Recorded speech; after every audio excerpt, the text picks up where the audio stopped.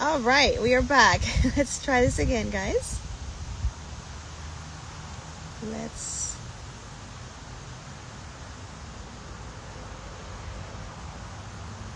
Okay, there she is.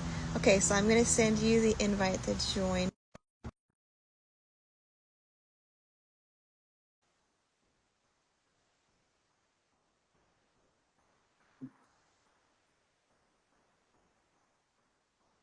There we go. Hi! Yay!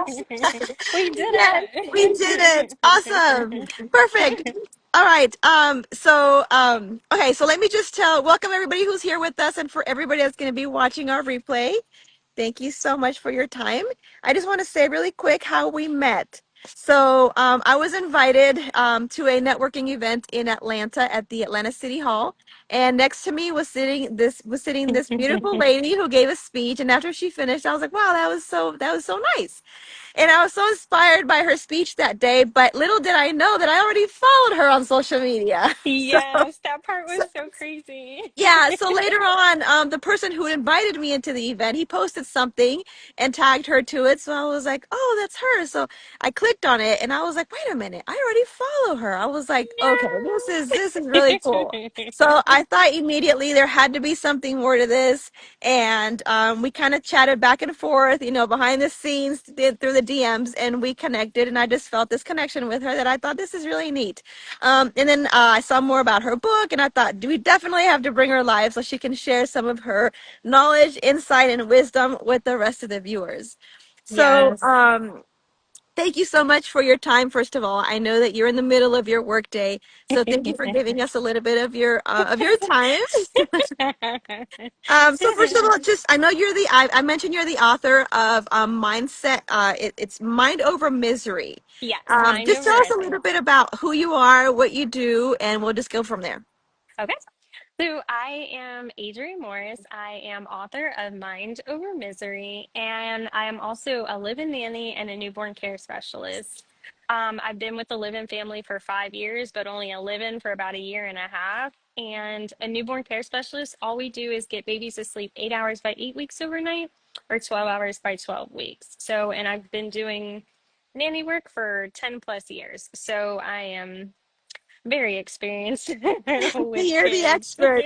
I know. I wish Yes. I knew you when I had my babies because I was a new mom, and I was even with my second son. I was like, I don't know how to do this thing. So we Yes, just kind that's of what went with the flow. everyone says. Yeah. Awesome. So let's see. So can you share with us, how do you define growth? What does that mean to you? Because I know you, with the title of your book, um, Okay. tell us about how do you define growth? So growth for me is just based on our life's experiences. And for me, I feel like my experiences have happened in like 2 year spans. So like in my 20s, I was a newborn care specialist still working with nannies, but part-time. I actually got my degree in biology. So I have a science background and I was like working in labs. And so every 2 years, it was like I was getting a new job and it was shifting me and giving me different experiences. And then when I hit 30, I was like, I'm really good with like these kids and I can't seem to get away from them. And so I feel like that's when like the newborn care specialist and the nanny kind of like kicked off and I started going more full time. So I feel like every 2 years or based on your life experiences, we grow slowly. We try something, we see if we like it, we see if we don't. I also had a trucking company, like, but that was like a 2 year span. So all of these little pieces of our life, I feel like is it teaches us to grow. We ask for something and the universe conspires with us and it says, here you go, let me test you here, let me test you there, and give you this and give you that when we ask for growth. And as humans, we're always looking to grow in some way, shape, or form. Uh, yeah. Wow, I didn't know about the whole truck company behind this. It's like, wow, like what a difference from one thing to the other. That's so Yes. interesting. That's so pretty cool. But yeah, you're right. I agree with you that our life experiences are always pushing us to grow. But it's really up to us to say, yes, I'm going to take on this assignment and I'm going to learn and grow. Or we Hmm. could choose to stay stuck and say, no, I'm comfortable where I am and I'm not going to do this thing. And Yeah. that's the part that gets us in trouble, the comfort Yes. zone. Because every time we're growing, like from you going from one thing to like total opposite, I mean, I'm sure that's like, woo, a whole new learning curve. It really was, but one thing I'm grateful for is it taught me business, which is one experience I didn't have because I was working for other people, so I didn't have the business experience. And so even with making contracts, with like nannies or like new being a newborn care specialist, it helps me run a business and kind of like speak up for myself. And that was one thing trucking taught me was to speak up because it's like either your business is going to make the money or my business is going to make the money. So it taught me to speak up. So now dealing with people like one on one in person with the babies, same thing. It helped me create a voice for myself and I didn't even know that trucking that's what I was going to get out of trucking. So That's so cool. That is so yeah. cool. I guess my next question was going to be like, can you share a specific experience or a moment that led you to a significant shift in your mindset? But I think you've already answered that with your experiences, everything that you've experienced. And Yeah, then, I could give you another example. Mhm. In 2021, it wasn't my first time living by myself, but I went through like this solitude period where I was dating this guy. I wound up like leaving him. I'm like, this isn't working. So I went and got my own place. And I just remember like complaining about him, thinking he was the problem. But then if I'm by myself, I remember waking up with like these same negative thoughts and these same negative stories. And I thought, well, if I can wake up to all of these negative thoughts, why can't I create new memories so that I can have more positive thoughts? So I would wake up and I would like look at my pictures of like traveling and I would journal. And those were some things that like helped shift me. And so I got super laser focused and I was like, I'm going to rewire my brain to be positive because replaying these negative stories was not helping me. Wow, that's powerful. Yeah, that's definitely powerful. I'm sure that a lot of people will connect with that here. A lot of viewers that you may watch the replay will connect with Yes. it because that toxic it sounds so horrible, it's like that might we all have it, like We we all have do. it, and that's what growth is all about. But it's Yes. just and it's just patterns, it's just things that we've Hmm. grown up with that are not Yeah. really healthy, and we call them toxic, but it's just things that they are engraved in our minds and we have to learn to outgrow them. Yes, we do. And that's what I realized. I was like, you know what? I need a shift because I can't keep on like this. Like now I have no one else to blame. Yeah, that's so powerful. So Yeah. that was a major shift for me too. Would you say there were any specific mentors, any podcasts, any books, or any resources that helped you with that shift? Yeah, so it took me on a journey to find ways to like retrain my mind for positivity.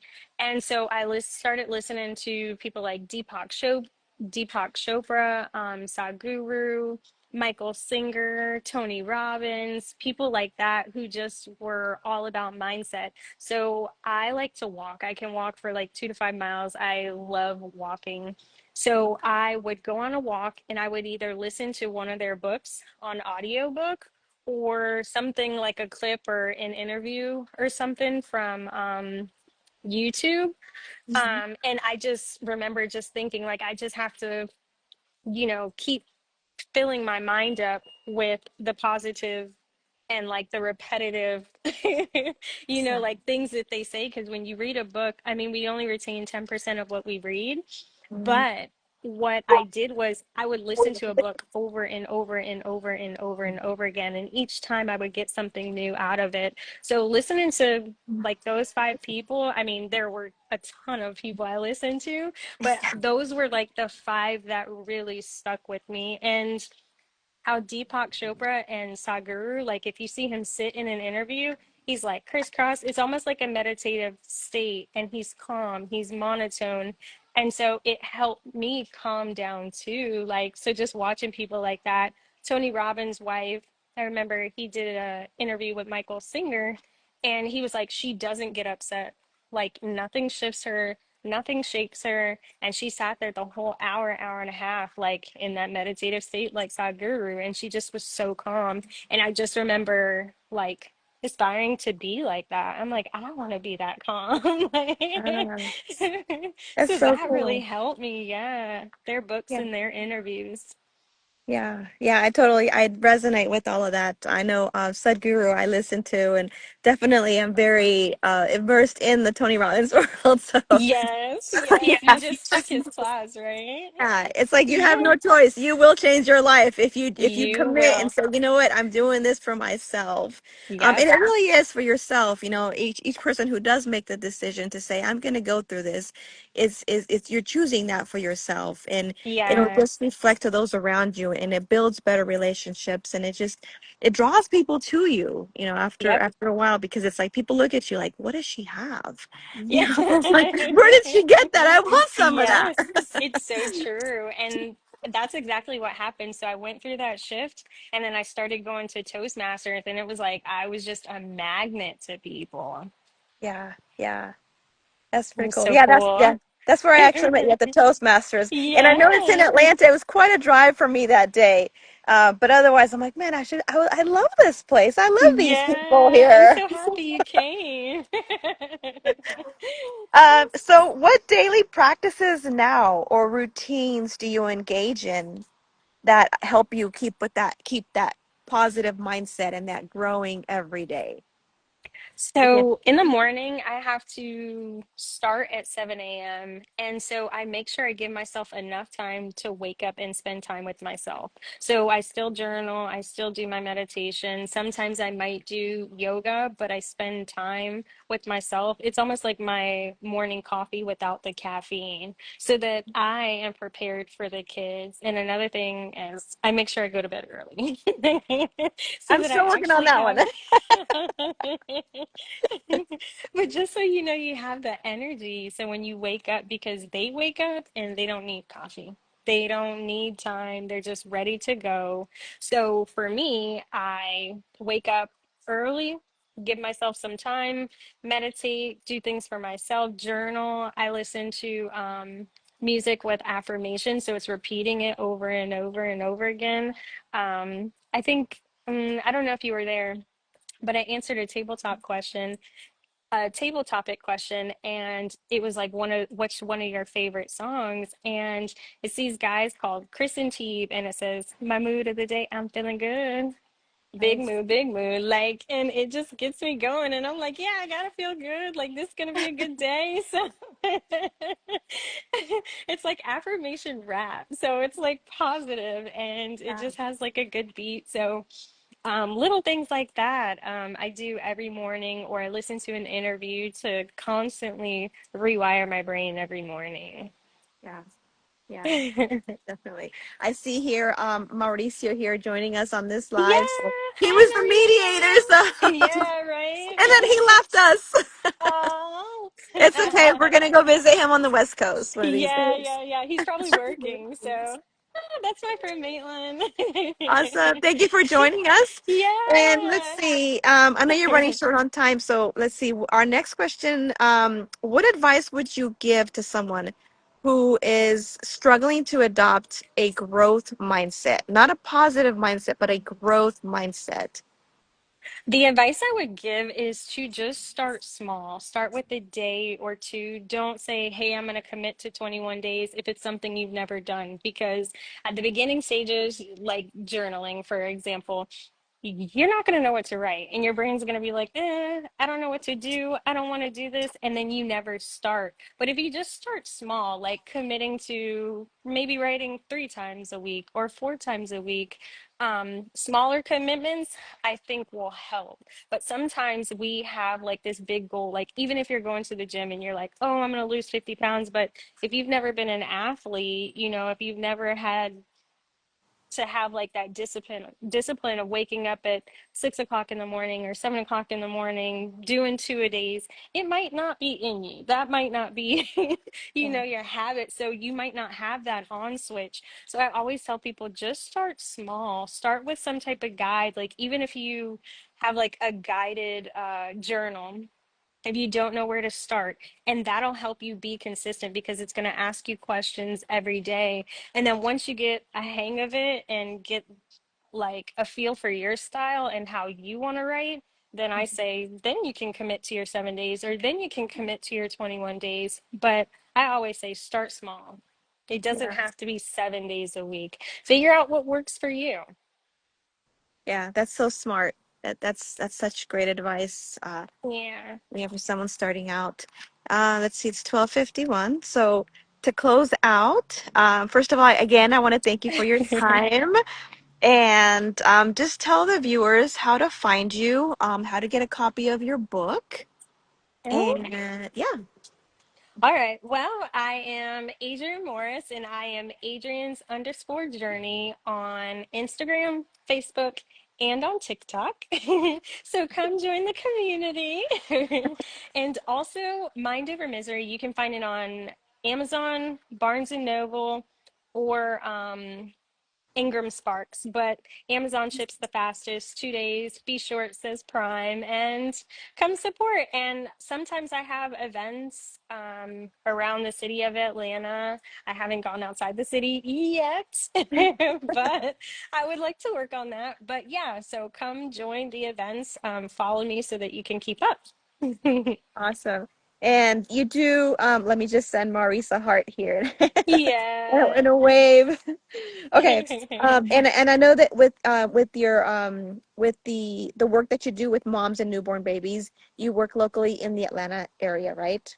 Correct? Yes, that's the Okay. Metro Atlanta area too. Okay. Awesome. For all of you new mommies, or if you know someone, they can use the help. I am the baby whisperer. I love I will that. get your baby to sleep. I promise. That's so cool. Well, thank you so much again, Adrienne, for your time and for just Yes. sharing some of your knowledge and wisdom with us and the viewers. And for all of you that are watching now, thank you for being here with us. And for those of you that are watching the replay, thank you for taking your time and watch our video. And thank you, Yes. Maurice, for being the mediator who connected the two of us here. Thank you Yes. so much. Have an amazing rest of your week. Yes, did you want to say something else? I just want to say thank you for having me. And yes, thank you, Mauricio, for making this connection. And I'm excited to see where we go. Yeah, absolutely. Well, thank you Yeah. so much. Have a wonderful rest of your week. Thank you. Enjoy the rest of your week too. You too. Take care. Bye.